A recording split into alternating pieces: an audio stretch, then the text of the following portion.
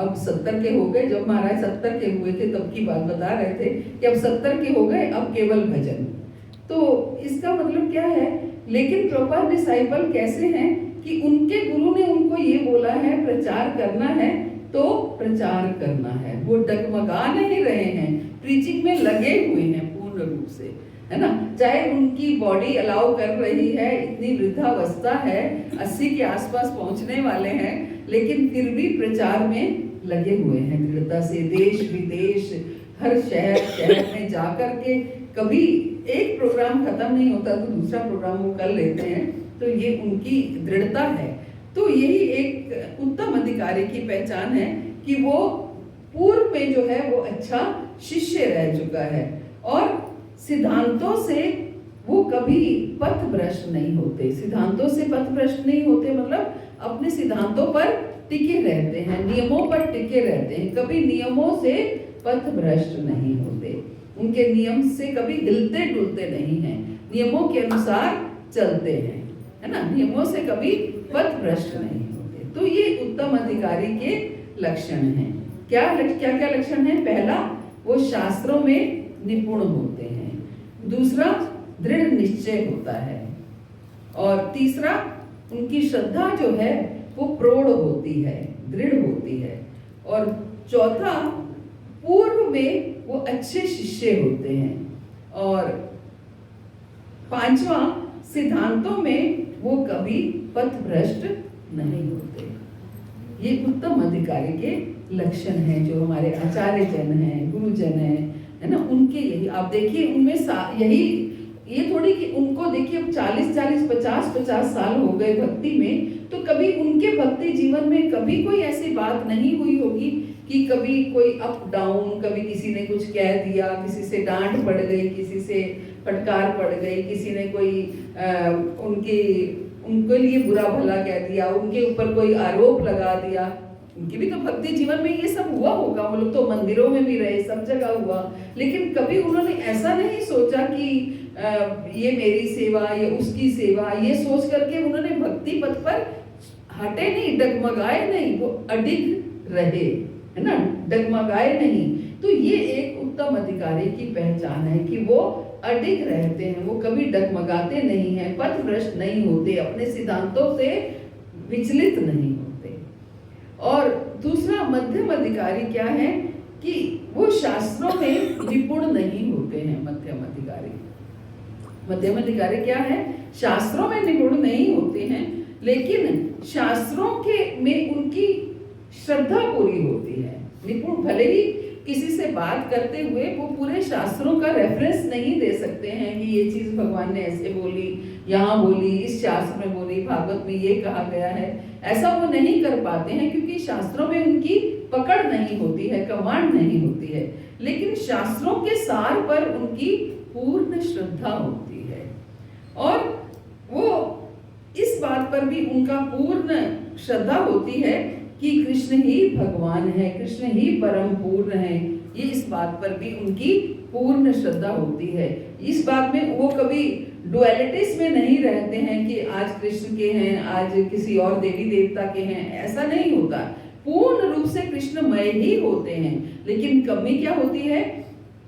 बस शास्त्रों में उनकी पकड़ कमजोर होती है, इतने ज्यादा शास्त्र वो कोट नहीं कर पाते हैं, लेकिन शास्त्रों में श्रद्धा उनकी पूर्ण होती है। क्योंकि शास्त्रों में उनकी पकड़ कमजोर होती है, इसलिए वो वाद विवाद में दक्ष नहीं होते हैं, क्योंकि इसलिए वो प्रीचिंग इतनी स्ट्रांगली नहीं कर पाते हैं, इसलिए वो किसी को बहुत अच्छे से बता नहीं पाते हैं, वाद विवाद नहीं कर पाते हैं। ये मध्यम अधिकारी की पहचान होती है। और फिर कनिष्ठ अधिकारी जो कि नव दीक्षित जैसे जिसको कहा दिया जाता है कि उन्हें शास्त्रों का ज्ञान जो है वो कम होता है, या कह लीजिए बिल्कुल नहीं होता है, और साथ में उनकी शास्त्रों में श्रद्धा भी डगमगाती रहती है, कम होती है ना। मध्यम अधिकारी में और इनमें क्या अंतर हुआ? उनकी भी शास्त्रों में जो है वो निपुण नहीं होते हैं, शास्त्रों को कम जानते हैं, लेकिन उनकी श्रद्धा पूरी होती है। लेकिन कनिष्ठ अधिकारी की श्रद्धा भी नहीं होती है। वो इस कभी कभी कह देते हैं बताओ, भगवत गीता में भगवान ने ऐसे कहा है, क्या ये प्रैक्टिकली पॉसिबल है? आज के टाइम में प्रैक्टिकली पॉसिबल है? हम कई बार ऐसे बात कर लेते हैं ना कि आज के टाइम में कभी प्रैक्टिकली पॉसिबल है? तो इस बात की पूर्ण रूप से श्रद्धा होना कि जो भगवान ने कहा है वो हो सकता है जब भी कहा है, अदरवाइज भगवान ने नहीं कहा। कोई 10वीं क्लास के बच्चे को आईएएस का पेपर उठाकर नहीं दे देगा, है ना। भगवान जानते हैं कि ये मैंने मनुष्य के लिए बनाई है भगवत गीता, और वो मनुष्य के करने योग्य बातें ही बताई हैं उसमें। वो बात अलग है कि कर केवल मुट्ठी भर मनुष्य सकते कर पाते हैं उसको, क्योंकि बाकियों की अभी इतनी सुकृतियां एकत्रित नहीं हुई हैं, बाकियों का प्रयास अभी थोड़ा कम है, इस वजह से नहीं हो पाती है। अगर प्रयास करेंगे तो वो भी कर पाएंगे। तो इसलिए तो कनिष्ठ अधिकारी का क्या है, उनको शास्त्रों का ज्ञान भी कम होता है और वो उनकी श्रद्धा भी कम होती है ना। श्रद्धा कम होती है। श्रद्धा एक तरह से कह रहे हैं उनकी श्रद्धा कोमल होती है। कोमल इन द सेंस कि थोड़ा सा भी कोई कुछ कह दिया उनकी श्रद्धा डगमगा जाती है ना। वो हिलने डुलने लगते हैं कि क्या है, इससे तो हम पहले आज एक मातसूरी की क्लास में एक माता जी थी, ने एक प्रश्न किया था, आप लोगों ने अगर सुनी हो तो। हाँ, तो उसमें माता जी का प्रश्न ये था कि मेरे बच्चे ये कहते हैं कि पहले बल्कि हमारे घर का माहौल ज्यादा अच्छा था, अब हमारे घर का माहौल अच्छा नहीं है जब से आप भक्ति में आई हो।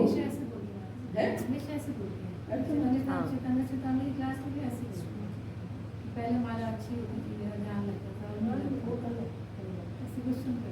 अच्छा, मैंने तो पहली बार सुना।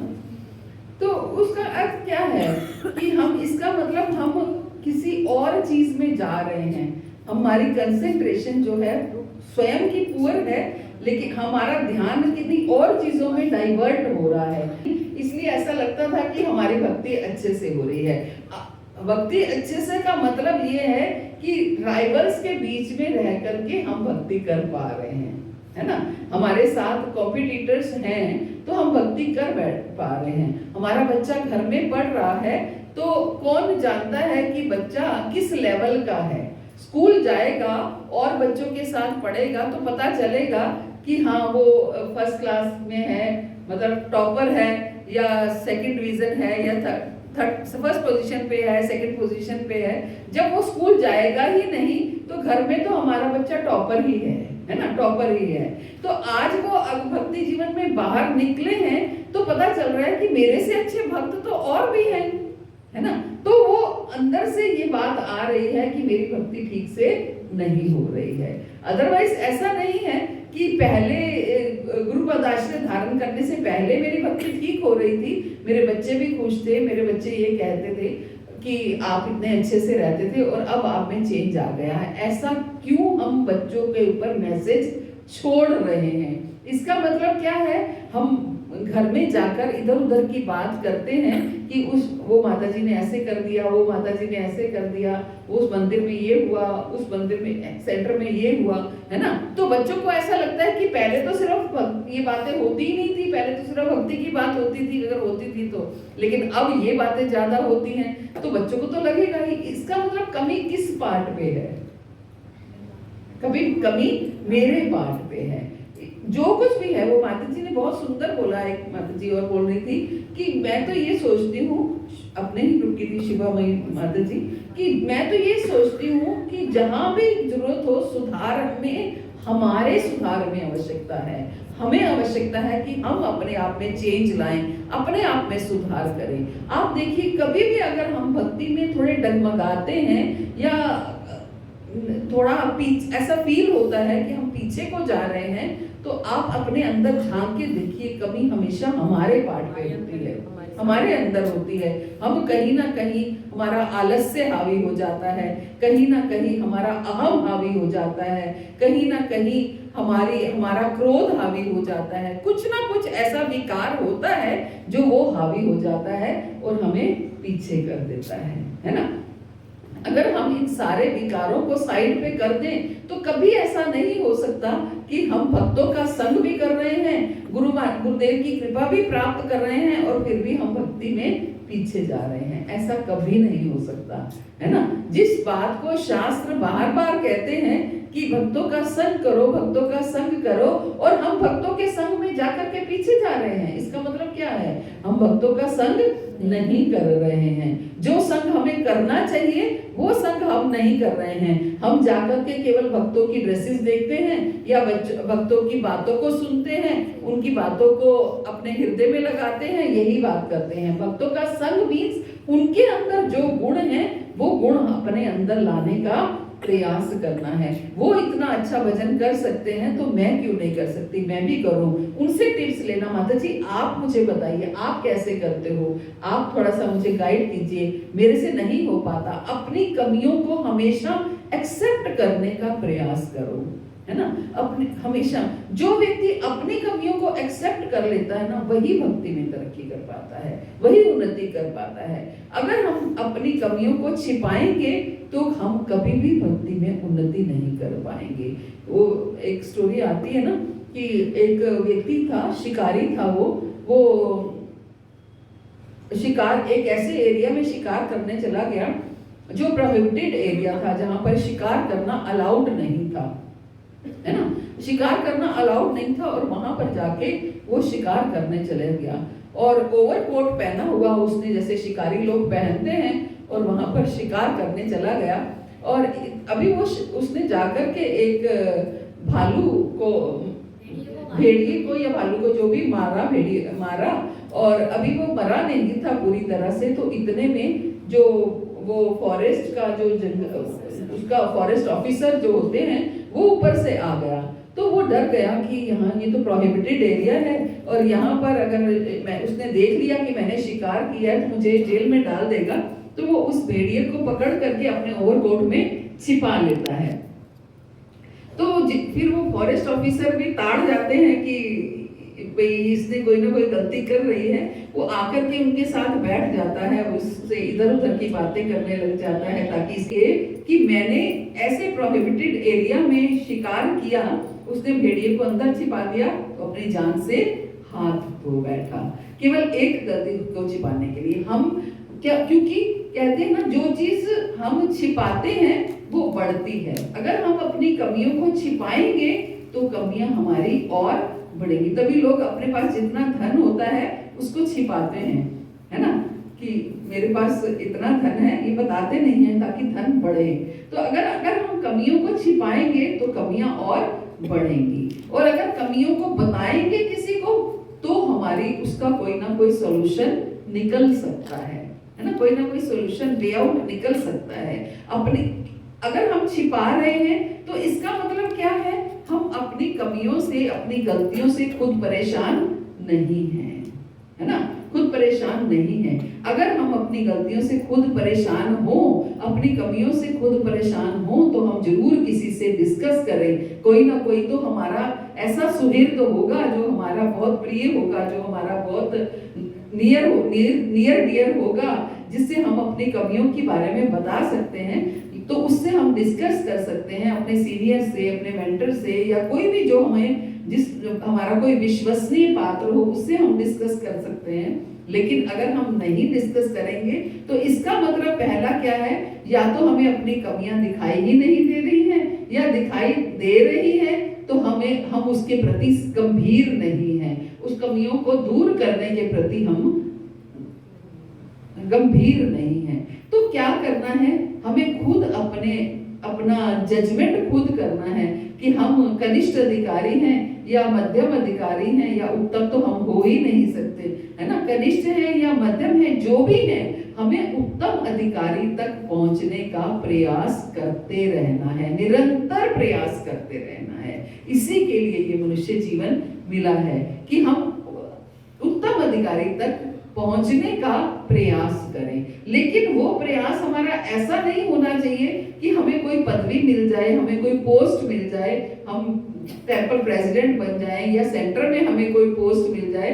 ये सेंटर में कोई पोस्ट नहीं होती है, सेंटर में सभी सेवादार होते हैं, हर कोई अपने अपने तरीके की सेवा करता है ना। तो इस तरीके से हमें बस प्रयास क्या करना है कि उत्तम अधिकारी की क्या लक्षण है, कि सबसे पहला लक्षण क्या है कि वो शास्त्रों में निपुण होता है। तो हम शास्त्रों में निपुण बने, ये हम सबको पहले इस चीज का प्रयास करना है कि हम शास्त्रों में निपुण बने, हमारा निश्चय जो है वो दृढ़ रहे और हमारी श्रद्धा दिन प्रतिदिन बढ़ती चली जाए, ना कि कम हो। कोई छोटी सी बात, ये छोटी सी आंधियां, जो छोटी छोटी आंधियां बीच बीच में आती रहती हैं, हवाएं बीच बीच में चलती रहती हैं, वो कहीं हमें उड़ा करके ले ना जाए, है ना।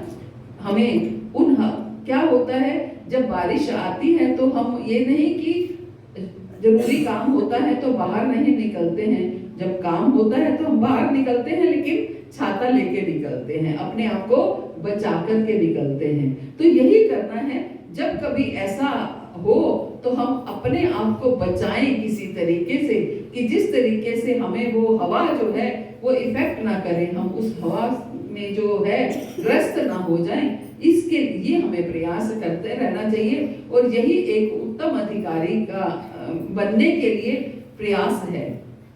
उत्तम अधिकारी का मतलब ये नहीं है कि हमें उच्च पोस्ट पर, ऊपर की पोस्ट पर जाना है। उत्तम अधिकारी का अर्थ है कि हमें भक्ति में ऊपर जाना है, शास्त्रों में निपुण बनना है, भगवान श्रद्धा में दृढ़ होना है, और हमारी दृढ़ता जो है वो कभी डगमगाए ना, हम पूर्ण रूप से दृढ़ हो जाएं। ये 3 तरह के भक्त के बारे में बताया गया है। आगे प्रभुपाद कहते हैं कि भगवत गीता में 9 सिखिए भक्त का आगे भी वर्गीकरण हुआ है। उसमें कहा गया है कि 4 प्रकार के लोग भक्ति शुरू करते हैं और अपनी अपनी तुष्टि के लिए भगवान के पास आते हैं। ये 4 प्रकार के लोग, हम कई बार इसके ऊपर चर्चा कर चुके।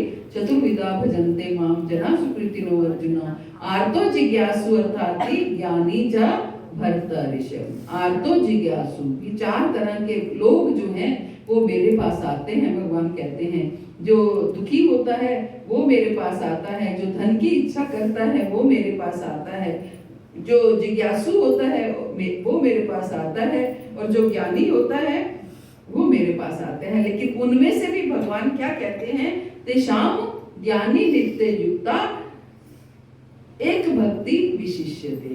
इनमें से जो ज्ञानी है वो मुझे सबसे प्रिय है। आते तो सभी हैं, लेकिन उनमें से जो, इन 4 में से जो ज्ञानी है वो मुझे सबसे ज्यादा प्रिय है। क्यों प्रिय है? क्योंकि वो उसको ज्ञान है, इसलिए वो दृढ़ हो जाएगा। वरना क्या है, जो दुखी है वो मेरे पास अगर आया है तो जब उसका दुख दूर हो जाएगा तो पूरे चांसेस ये होते हैं कि वो वापस चला जाएगा, वो फिर से नहीं आएगा। उसका कष्ट कट गया, उसका दुख दूर हो गया, फिर वो घर बैठ जाएगा। जो अर्थार्थी है, जो धन की इच्छा से मेरे पास आया है, उसको धन प्राप्त हो गया, जो भी उसकी कामना थी, इच्छा थी, वो पूरी हो गई, फिर वो भूल गया, है ना। और जो जिज्ञासु है वो भी केवल मजे लेने के लिए या कुछ सुनने की इच्छा रखने के लिए चलो आता है, लेकिन जो ज्ञानी है वो भगवान कहते मुझे कृष्ण के चरणों में स्थान प्राप्त करना है, वो इसलिए भगवान की शरण में आता है।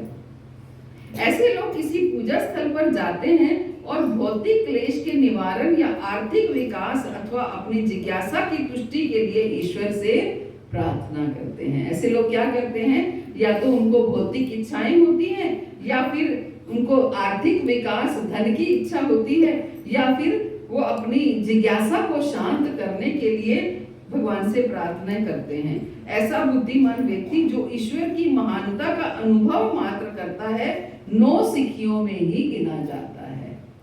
ऐसा भक्त क्या होता है, 9 सिखियों में गिना जाता है। और क्या हमें हमेशा 9 सिखियों में रहना है? क्या हमें आगे बढ़ना है, भक्ति में निपुण होना है, धीरे धीरे इस तरीके से वो होना है कि हमें खुद को ये महसूस होना चाहिए कि कैसे हम कहां से उठे थे और आज कम से कम भक्ति समझ में आने लगी। आज कृष्ण के बिना रहा नहीं जाता, आज भक्तों के बिना रहा नहीं जाता, ये भावना हृदय में आनी चाहिए। जब जब भक्तों का संग छूटे, जब भगवान की भक्ति छूटने लगे या कमजोर पड़ने लगे, तो अपने आप डगमगाहट महसूस होनी चाहिए कि कुछ हो रहा है, भक्ति कमजोर पड़ने लगी है। तो शुद्ध भक्तों की संगति, लेकिन भगवान फिर भी कहते हैं चतुर्विधा भजन्ते माम, कि वो 4 तरह के लोग मेरे पास आते हैं और मैं उन्हें स्वीकार करता हूँ। क्यों स्वीकार करता हूँ? कि जब वो शुद्ध भक्तों की संगति में आएंगे तो वो शुद्ध हो जाएंगे, है ना, शुद्ध हो जाएंगे। पहले टाइम ऐसा था कि अगर हमारा भाई या हमारे पति कोई भी अगर जरा से नाराज हो जाते थे, लड़ते थे, तो वो बोलते नहीं थे, तो ऐसा लगता था हमारी सारी दुनिया गायब हो। लेकिन आज माता जी ऐसा लगता है कोई बात नहीं, कोई बात नहीं, हमारी भक्ति में तो मन लग रहा है अच्छे से। ये अंदर अपना चेंज महसूस हुआ ना, अपने अंदर ये चेंज नजर आना चाहिए कि ये अंतर आ गया, पहले मैं ऐसी थी, अब मैं ऐसी थी।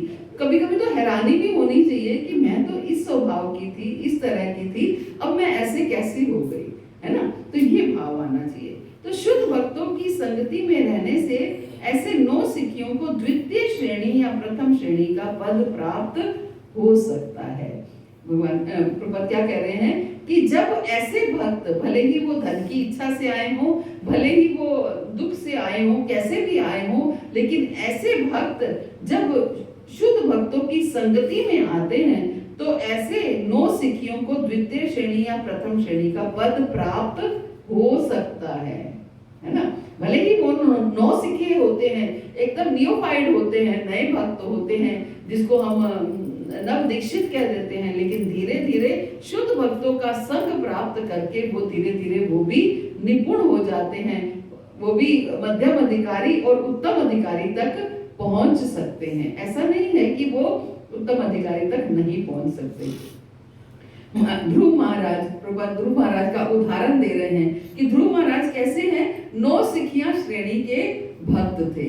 ध्रुव महाराज किस इच्छा से आए, है ना, अपने पिता से बड़ा राज्य प्राप्त करने की इच्छा से आए, यानी कि अर्थार्थी भक्त थे, धन की इच्छा से आए। लेकिन नारद जी का संग उन्हें प्राप्त हुआ और नारद जी के संग से बस उनका कल्याण हो गया। नारद जी का संग प्राप्त किया और उनके कहे अनुसार चलने लगे, उनका संग प्राप्त किया तो वो मध्यम अधिकारी क्या उत्तम अधिकारी बन गए, है ना। तो भगवान से नहीं मिल पाते, है ना। यही हुआ, उनको एक बार पिता माँ ने मना कर दिया। आज उनके ऊपर जो वो है वो माँ एक तरह से उनकी गुरु बन गई, उनकी सौतेली माँ उनकी गुरु बन गई, जिन्होंने पिता की गोद में बैठने के लिए मना कर दिया, है ना। तो ये ध्रुव महाराज का वो है। ध्रुव महाराज 9 सिखिया श्रेणी का उदाहरण प्रस्तुत करने वाले भक्त हैं। उन्हें अपने पिता का साम्राज्य चाहिए था, अतः वे भगवान की भक्ति में लग गए। अंत में जब वे पूर्णतया शुद्ध हो गए तो उन्होंने भगवान से कोई भी भौतिक वर लेने से मना कर दिया। ध्रुव महाराज को शर्म आने लगी कि मैं किसके लिए आया था, है ना। तो भले ही वो 9 सिखिया भक्त थे, भले ही वो कनिष्ठ अधिकारी थे, लेकिन आज वो उत्तम अधिकारी हो गए। ऐसे ही गजेंद्र को कष्ट हो रहा था और उसने रक्षा के लिए कृष्ण से प्रार्थना की और उसके बाद वो शुद्ध भक्त बन गया। ऐसे ही सनक, सनंदन, सनातन और सनत कुमार बुद्धिमान एवं संत पुरुष थे और भक्ति के प्रति आकृष्ट भी थे। ऐसी ही घटना नैमिषारण्य की सभा में हुई, जिसमें शौनक ऋषि प्रमुख थे। वे सभी जिज्ञासु थे और सूत गोस्वामी से कृष्ण के विषय में निरंतर जिज्ञासा करते रहते थे और इस प्रकार वे शुद्ध भक्त की संगति पाकर स्वयं शुद्ध भक्त बन गए। शुद्ध भक्तों का यही है, तभी संतों का इतना जो है महत्व है। इस भारत भूमि में खास तौर से इतने संत हैं और उन संतों की सेवा और संतों की संग प्राप्त करके हम सब शुद्ध हो सकते हैं। इसलिए साथ में भक्ति के साथ साथ हमें संतों की सेवा, गुरुजनों की सेवा, आचार्यों की सेवा ये बहुत आवश्यक है, क्योंकि उनकी सेवा करके ही हमारे अंदर ये परिवर्तन आ सकता है। दूर क्यों जाते हैं हम अपने गुरु गोराम प्रभु को अगर देखें तो क्या थे और क्या हो गए। आज अगर उनसे कथा सुनने बैठो तो उनसे अच्छी कोई कथा नहीं कर सकता। तो परसों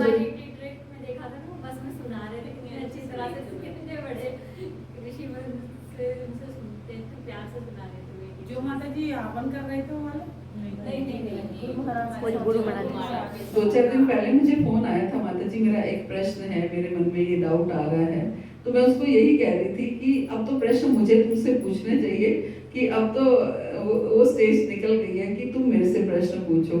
तो सच में गुरु की सेवा जो है ये बहुत महत्वपूर्ण है। इसलिए पहले लोग कुछ और करते या नहीं करते थे, संतों की सेवा बहुत करते थे। घर में संत आया करते थे, उनको प्रसाद खिलाना, उनको और तरह के कई सेवाएं करते थे। संतों की ही सेवा करके उनका कल्याण होता था। तो लेकिन आज थोड़ा सा सिनेरियो इसलिए बदल गया कि संतों पर भी वो विश्वास नहीं रहा, बीच में सब कुछ मिक्स होने लगा, तो इस वजह से। लेकिन हमें यही तो ऐसी दृष्टि लेकर के आनी है कि हम जान पाए कौन संत हैं और कौन नहीं है, कौन शुद्ध भक्त हैं और कौन नहीं है। ये हमें पहचान रखनी है, क्योंकि भगवान गुरु महाराज कितना भगवान भी स्वयं संतों के पीछे पीछे जाते हैं। गुरु महाराज हमेशा सुनाते हैं ना, संत चाले तो मैं है पीछे। हाँ, गुरु महाराज अपने गुजराती भाषा में सुनाते हैं। वो एक वो सुंदर भजन भी था मेरे पास। हाँ, वो तो खैर है ही। छू लेंदा जरन जो संतां दे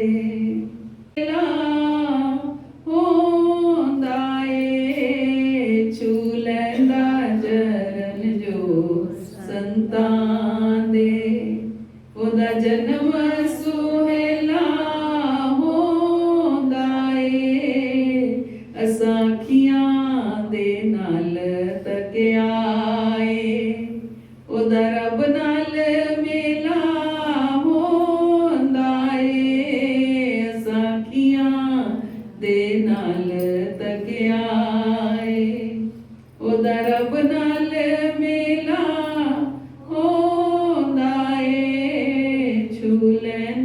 चरण जो संतां दे। किसको समझ में आई?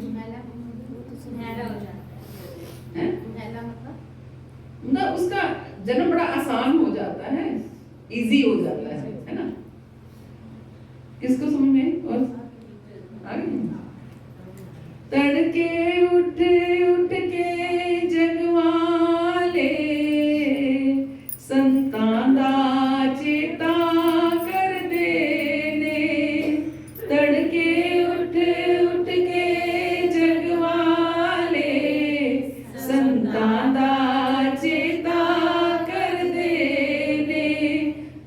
पल विच रब मिला देवे, ओ सच्चा सतगुरु होंदा ए, जेड़ा पल विच रब मिला देवे, ओ सच्चा सतगुरु होंदा ए, छू लैंदा चरण जो संतां दे, ओदा जन्म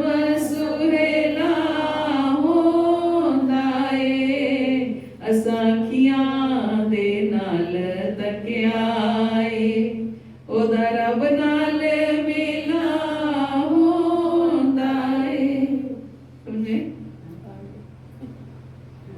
मैं की दसां वडियाइयां इन्हां संतां ते महापुरुषां दियां, मैं की दसां वडियाइयां इन्हां संतां ते महापुरुषां दियां, ऐ रब दे सहेले होंदे ने, रब इन्हां दा सहेला होंदा ए, ऐ रब दे सहेले होंदे ने, रब इन्हां दा सहेला होंदा ए, छू लैंदा चरण जो संतां दे, ओदा जन्म सुहेला होंदा ए, असाखियां दे नाल तकियाए, ओदा रब नाल मेला होंदा ए, लखां मज़हबी अगुए होए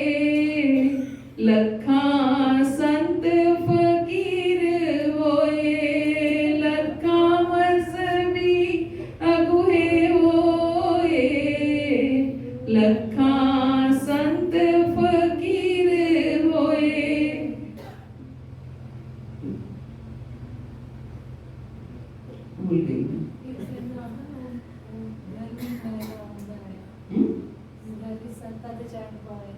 वो तो दिया। जिस था संता दे चरण पाए, ओ खंडर पूजे जान देने। जिस था संता दे चरण पाए, ओ खंडर पूजे जान देने। जिस कर नहीं पूजा संतान दी, ओ महल तबेला होंदाए। जिस कर नहीं पूजा संतान दी, ओ महल तबेला होंदाए। छूलेंदा चरण जो संतान दे, उधर अपना जन्म सुएला होंदाए। असां कियां दे नाल तकियाए, उधर अपनाल मेला होंदाए। तो सच में संतों का यही यश है। मुझे नहीं मालूम आप लोगों को समझ में आया होगा या नहीं आया होगा, लेकिन किसको समझ में नहीं आया? माता जी को मैं देखती हूँ तो बिल्कुल ब्लैंक होती है। नहीं, ध्यान से सुनते हैं माता जी। आ गया समझ सकती हूँ, उनको नहीं आता होगा। श्रेणी या प्रथम श्रेणी के पद तक उठ जाता है, भले ही वो कैसी ही स्टेज में हो, लेकिन अगर उसे सौभाग्य से शुद्ध भक्तों की संगत प्राप्त हो जाती है, शुद्ध भक्तों का संग प्राप्त हो जाता है, तो वो भक्त द्वितीय श्रेणी क्या प्रथम श्रेणी तक, उत्तम श्रेणी तक पहुंच जाता है। तो यही सच में यही है। तो हमें करना क्या है? शुद्ध भक्तों का संग खोजना है और उनके साथ उनका संग प्राप्त करने का हर समय प्रयास करते रहना है। कोई भी समय, कोई भी क्षण हम चूके ना, हम हर समय उनका संग करने का प्रयास करते रहें। भगवद गीता के 7वें अध्याय में इन चारों प्रकार के भक्तों का वर्णन हुआ है और इन सबों को पवित्र माना गया है। पवित्र हुए बिना कोई भक्ति को प्राप्त नहीं हो सकता। भगवद गीता में ये बतलाया गया है कि जो निरंतर पवित्र कर्म करता है और जिसके पाप फल क्षय हो चुके हैं, वही कृष्ण भावनामृत को प्राप्त हो सकता है। जो निरंतर पवित्र कर्म करता है और जिसके पाप कर्म समाप्त हो चुके हैं, वही भक्ति को प्राप्त करता है। इसका मतलब क्या है? जब भक्ति प्राप्त होती है तो हमें ये समझ जाना चाहिए, भक्ति कौन सी? शुद्ध भक्ति प्राप्त होती है, तो इसका मतलब हमारे पाप कर्म थोड़े कट गए हैं, तभी भक्ति प्राप्त हुई है। तो अब कम से कम आगे पाप कर्म और ना बढ़ाएं, निरंतर शुद्ध कर्मों को करें ताकि हम भक्ति में प्रगति करते जाएं। अशुद्ध कर्मों को करेंगे और साथ के साथ भजन करते रहेंगे तो अपने आप, कहते हैं नाम का सबसे बड़ा प्रभाव क्या होता है कि नाम हमारी पाप करने की प्रवृत्ति को मिटा देता है। पाप तो काटता ही है, पाप कर्म काटता है, लेकिन पाप करने की प्रवृत्ति को मिटा देता है, समाप्त कर देता है। हमारे अंदर पाप करने की प्रवृत्ति मीन्स हमारा जो स्वभाव है पाप करने का, वो समाप्त हो जाता है। तो यही नाम का प्रभाव है और यही हमें ध्यान रखना है कि क्या हमारे अंदर ये बदलाव आ रहा है, क्या पाप कर्म की प्रवृत्ति धीरे धीरे समाप्त हो रही है। क्या हम कभी पहले क्या हम करते थे, किसी को धोखा देना, किसी को अपशब्द बोलना, ये हम पहले होता था, क्या अभी भी वो है ऐसा? किसी की बैक बाइटिंग करना या पीठ पीछे से निंदा करना, किसी के लिए बुरा भला सोचना, उसको हमेशा नीचे दिखाने का प्रयास करना, ऐसी आदतें अक्सर लोगों में होती हैं कि हम खुद ऊपर नहीं उठ सकते तो चलो दूसरे को नीचा कर लो ताकि हम थोड़ा सा ऊपर हो जाएं। तो ये इन चीजों से हम बचें। ये क्या है? ये सब पाप कर्म ही हैं। तो इन पाप कर्मों से हम बच पाएं और ये हम नाम जो है हमारी इस प्रवृत्ति को समाप्त करता है। और क्या कह रहे हैं कि 9 सीखिए को उनके पवित्र कार्यों की श्रेणी के अनुसार 4 वर्गों में बांटा गया है, वही आर्त अर्थार्थी, जिज्ञासु और ज्ञानी। पवित्र कर्मों के बिना आर्त व्यक्ति नास्तिक, साम्यवादी या इसी तरह का कुछ और बन सकता है, क्योंकि उसे ईश्वर में दृढ़ विश्वास नहीं होता, इसलिए वह सोचता है कि ईश्वर में पूर्णतः अविश्वास करके वो अपनी आर्त स्थिति को संतुलित कर सकता है। कि उसे, जो कनिष्ठ भक्त है, उसे भगवान पे पूरा विश्वास नहीं होता, बस वो दुखी होता है, इसलिए वो भगवान की पास जाता है। अगर तो उसके दुख कट जाते हैं, उसके कष्ट कट जाते हैं जिस वजह से वो जाता है, तो ठीक है, वो फिर भी कंटिन्यूएशन में चलता रहता है।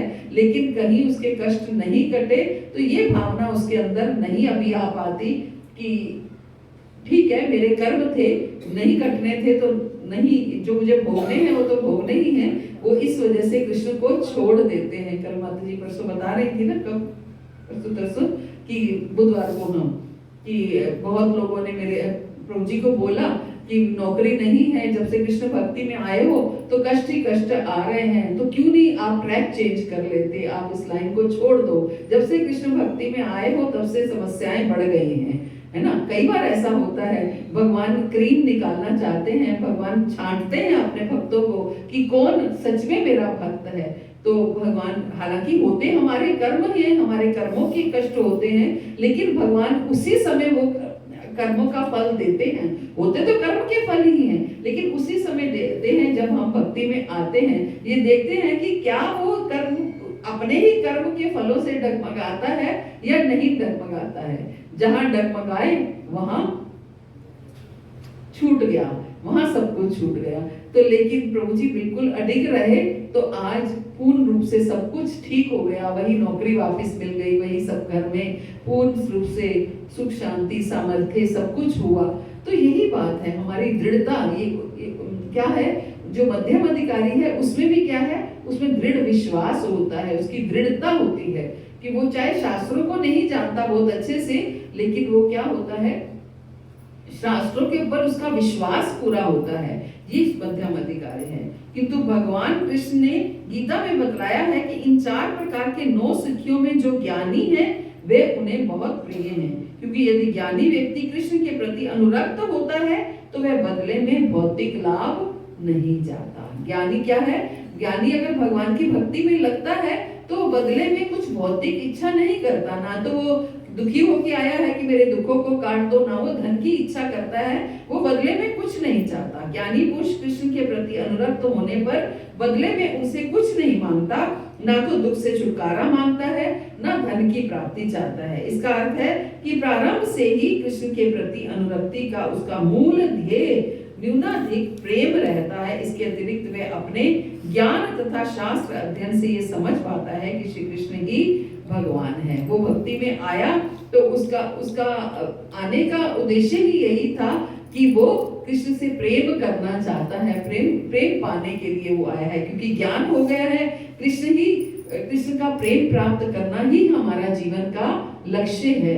भगवान के धाम में जाना, भगवान की सेवा प्राप्त करना ही जीवन का लक्ष्य है। तो ये ज्ञान, इसलिए भगवान क्या कहते हैं, तेषाम ज्ञाने नित्य युक्ता एक भक्ति विशिष्यते। मुझे इसलिए ज्ञानी भक्त जो हैं वो मुझे बहुत प्रिय हैं। भगवद गीता में इस बात की पुष्टि की गई है कि जब मनुष्य अनेकानेक जन्मों के बाद वास्तव में ज्ञानी बनता है तो वे वासुदेव की शरण में भली भांति जानते हुए जाता है कि कृष्ण अर्थात भगवान, कौन सा श्लोक है,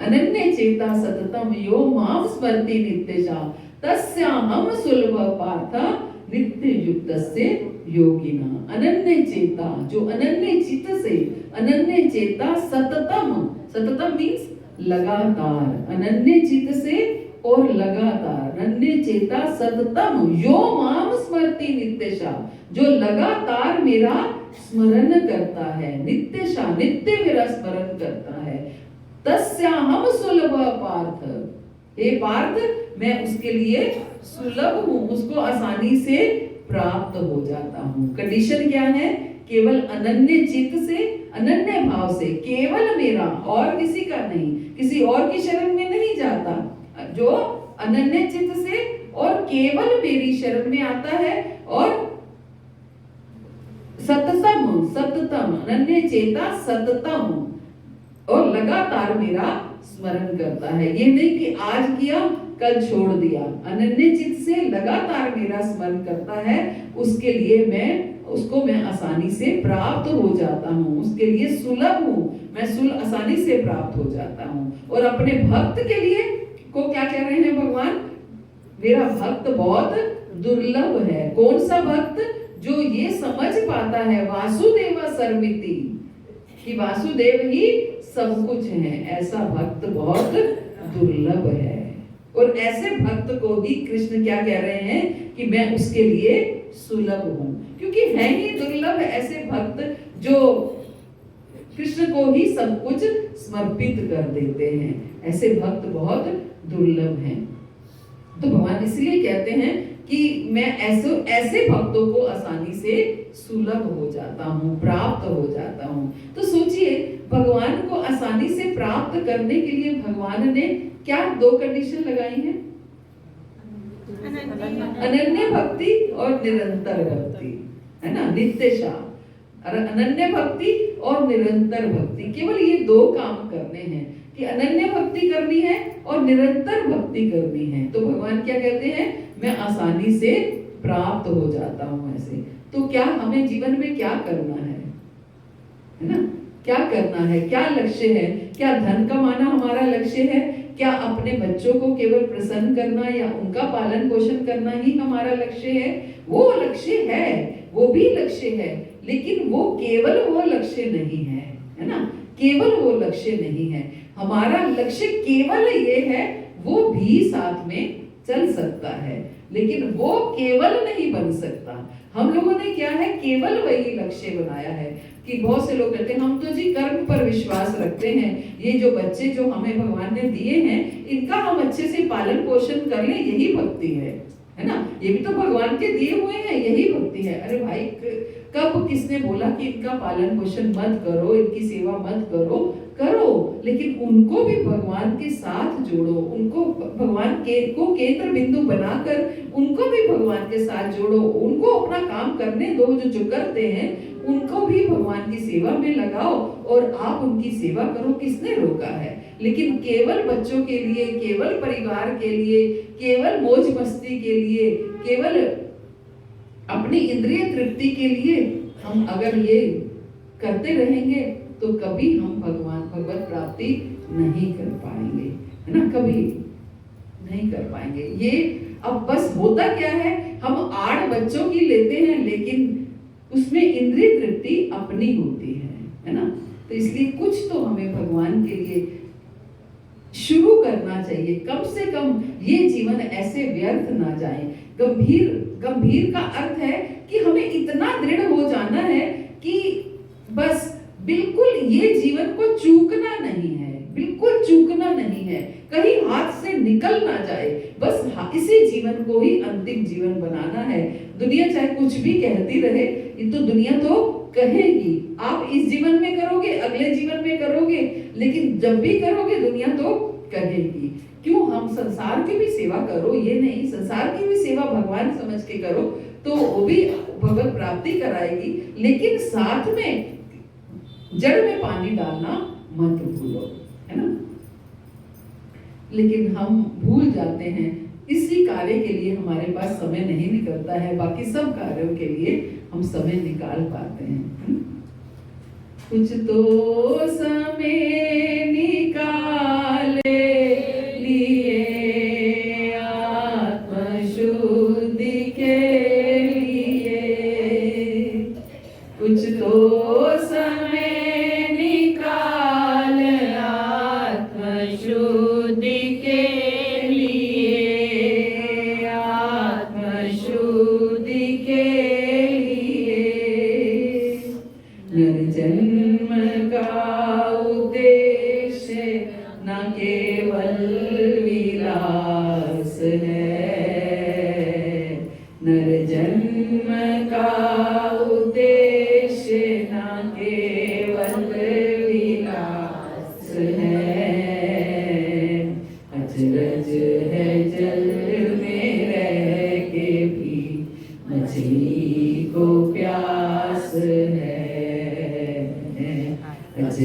अचरज है जल में रह के भी मछली को प्यास है। आनंद स्रोत बह रहा पर तू उदास है। अचरज है जल में रह के भी मछली को प्यास है। आनंद मोक्ष का ना पा सकेगा तब तलक, न पा सकेगा तब तलक। तू जब तलक मनुष्य इंद्रियों का दास है। तू जब तलक मनुष्य इंद्रियों का दास है। अचरज है जल में रह के भी मछली को प्यास है। हम हर समय इंद्रियों के दास बन के रहते हैं। जो कार्य करते हैं यही सोच के करते हैं, ये खाने को मन कर रहा है, ये खाने को मन नहीं कर रहा है, सोने को मन कर रहा है, बात करने को मन कर रहा है, जप करने को मन नहीं कर रहा है, पढ़ाई भागवत पढ़ने को मन नहीं कर रहा है, क्लास में जाने का मन नहीं कर रहा है। तो हम मन के अनुसार चलते हैं और तभी फंसते हैं, है ना, 84 में फिर से फंसते हैं। लेकिन मन को अगर कृष्ण में लगा देंगे तो मन भी आपको वहीं वहीं ले जाएगा जहाँ कृष्ण चाहते हैं और जहाँ हम 84 से निकलने का रास्ता दिखाते हैं। हरे कृष्ण। श्री प्रभुपाद की जय, महाराज की जय। आप सब माता जी, जैसे कोई सामने गलती कर रहा है और हम उसी समय उसको बता रहे, फिर तो कोई परेशानी नहीं है ना। जैसे किसी ने जानबूझ के गंदे जगह कीचड़ कर दिया और उसको बोल रहा है अभी सफाई कीजिए, सुबह तुमने कीचड़ कर दिया, हम उसकी पीठ पीछे बुराई नहीं कर रहे, ना आगे पीछे कर रहे, उसको गलती जो सामने कर रहा है उसको बताना, वो तो कोई अपराध नहीं। क्यों अपराध है? ये तो बताना ही है। कोई अगर हमें लग रहा है कि ऐसा कार्य हो रहा है, कोई केले का छिलका किसी ने फेंक दिया, तो हम क्या उसको बोलेंगे नहीं कि हाँ ये नहीं करना चाहिए, भले ही हम खुद उठा दें। या जैसे भगवान के साथ कुछ अनुभव होता है वो हमें किसी को भी शेयर करना चाहिए, क्या छिपाना? देखो, साधना हमें छिपाने का अर्थ ये है कि हमें अब हाईलाइट नहीं करनी है। छिपाने का, आपसे कोई पूछे कि आपकी 16 माला हो गई, नहीं, क्यों छिपाना है? हो गई भाई, 16 माला तो करते ही है हम, हो गई, उसको क्यों छिपाना है? लेकिन ये कहना मैं तो रोज 32 माला करती हूँ, नहीं, झूठ करती हो, झूठ की बात नहीं हो रही है कि मान लो कोई 32 माला करता है, उसको स्वयं से हाईलाइट क्यों करना है ना? ये चीज नहीं करनी है। बस कि हमें अपने जो हम भक्ति कर रहे हैं उसका अहम नहीं होना चाहिए कि मैं तो रोज ठाकुर जी को ये भोग लगाती हूँ, मैं तो रोज इस तरीके से आरती करती हूँ, मैं तो रोज ऐसे करती हूँ, मैं तो रोज इतना सुंदर श्रृंगार। कुछ भी आप जो करते हैं वो अपने अपने कृष्ण को प्रसन्न करने के लिए करते हैं। आपके पास जितना समय है, आपके पास जितना सामर्थ्य है, उसके मैं कहूँ कि मैं तो अपने ठाकुर जी को 10,000 15,000 से कम की ड्रेस पहनाती ही नहीं हूँ। अब जिसके पास सामर्थ्य ही 100 रुपए की ड्रेस पहनाने का है, वो कैसे 10,000 की ड्रेस पहनाएगा? जिसका जितना सामर्थ्य होगा, हो सकता है मेरा सामर्थ्य 1 लाख का हो पहनाने का, मैं फिर भी 10,000 की पहनाती हूँ, है ना? तो ये हमें किसी तरीके से हाईलाइट नहीं करना है, किसी की तरीके से वो बताना नहीं चाहिए। या जहां तक आप जैसे कह रहे हैं कि हमें अपने एक्सपीरियंस, अनुभव वगैरह जैसे होते हैं वो बताने चाहिए या नहीं बताने चाहिए? सब में नहीं बताने चाहिए। हम जैसे ओपन क्लास में ऐसे किसी, क्योंकि हर तरह के भक्त हैं, हर तरह के हो सकता है, भक्तों को फिर भी बता सकते हैं। हम किसी अभक्त के सामने बताएंगे तो उसको मजाक भी समझ सकता है, वो उसको इस तरीके से भी ले सकता है कि अच्छा इनको तो भगवान ही दिखते हैं, इनको तो भगवान, सबको क्यों बताना है? वैसे भी अपने हृदय में रखो। कोई बहुत आपके एक दो जो क्लोज हैं, जो आपकी भक्ति को, आपकी भावनाओं को समझते हैं, आप उनके साथ शेयर कर सकते हैं, लेकिन सबके साथ शेयर करना ये अच्छा नहीं है ना? क्योंकि उससे आप देखिए, आप करके देखिए सबके साथ शेयर, आपके साथ भगवान लीला करना बंद कर देंगे। करके देखिए, कभी भगवान आपके साथ कोई लीला करें तो आप वो लीला किसी से शेयर कीजिए, वो लीला अगली बार नहीं होगी। इस चीज को आप आजमा के देखिए। मैं तो देख चुकी, आप भी देखिए, है ना? कभी ऐसा हो जाता है, कोई लीला भगवान आपके साथ भी कर सकते हैं, है ना? तो आप वो लीला किसी से शेयर कीजिए, वो लीला नहीं होगी। मैं अब तो नहीं होती, इसलिए मैं बता रही हूँ। शुरू में मैं क्या करती थी, सुबह जब उठती थी तो उठते ही भगवान को देख के आती थी कि उन्होंने चद्दर ठीक से पहन रखी है या नहीं, कहीं रात को उतार तो नहीं दी या कुछ नहीं हुआ, मैं जरूर देखती थी। तो हमेशा जो है वो चद्दर उतरी हुई मिलती थी मेरे को, और मैं फिर से उनको उड़ा देती थी। और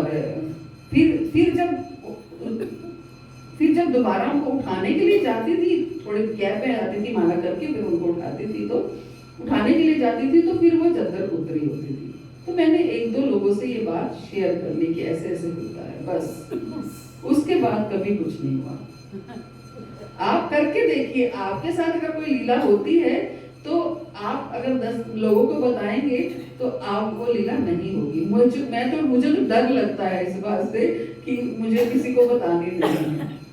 आप कभी टेस्ट भी करेंगे तो भी ऐसी लीला नहीं होती है। मैं